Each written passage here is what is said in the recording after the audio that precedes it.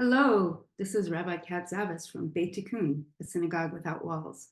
I'm happy to be with you in this virtual space today as we enter into Shabbat later this evening. These are my musings on Parsha Kedoshim. Kedoshim begins with a very powerful statement. You shall be holy, for I, your God, Yud-Heh-Vav-Heh, am holy.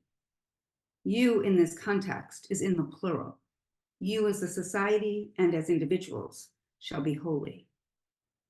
This parsha tells us that we have the opportunity to be holy like the divine, not that we are necessarily holy. The work to be holy and to become holy is on us. But this begs the question, so what does it mean to be holy? What does the Torah tell us about what it means to be holy? This parsha gives us a lot of examples. Here are a few of them. Do not make idols. When you reap your land and harvest, do not hoard and take it all. Leave the corners for the poor and the stranger. Do not steal or deal deceitfully or falsely. Do not insult the deaf or put a stumbling block before the blind. Do not commit slander. Love your fellow as yourself. When a stranger resides in your land, do not oppress them. The strangers who reside with you shall be to you as your citizens. You shall love each one as yourself, for you were strangers in the land of Egypt. Okay, that's a mouthful, but let's recap a little bit. To be holy, we have to be very mindful of how we live our lives as individuals and as a society. If we idolize land or a nation state, we are not acting holy. Holiness also requires that we make sure there's enough food and resources for everyone, especially the poor and the stranger. We have to be truthful and honest, not trick or deceive people. And most importantly, we are to love our fellow as yourself, as ourselves, and make sure that the stranger that resides amongst us is treated with dignity and respect. This particular commandment, to love the stranger and not oppress them, is repeated in various forms more than any other commandment in Torah, 36 times. Perhaps that is because the scribes understood that given our experiences as slaves, it may be difficult to not reenact on others the trauma we ourselves experience. So the Torah tells us, remember what it feels like to be oppressed, to be strangers, a clear mandate to have and practice empathy for the other.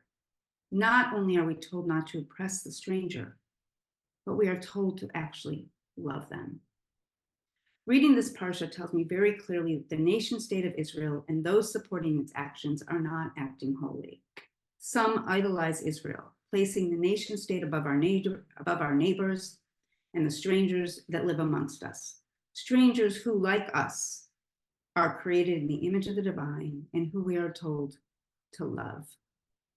Israel is intentionally creating a famine in Gaza, contrary to the commandment to leave the corners of your land for the poor and the stranger.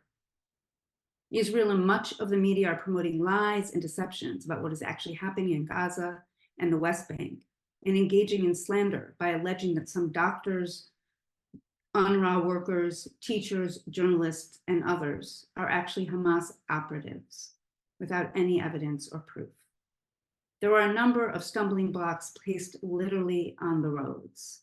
These appear as roadblocks preventing Gazans and West Bank Palestinians from freely traveling or being able to access or return to their homes and lands, as well as in the form of allowing trucks to enter Gaza and then shooting starving people as they gather around the trucks to access the food they so desperately need. These also appear in the form of Israeli promises of safe zones and spaces in Gaza, only to then kill people in those safe zones. To love the stranger requires more than a feeling of goodwill towards the other. It requires acting in ways that ensures and uplifts their humanity and dignity.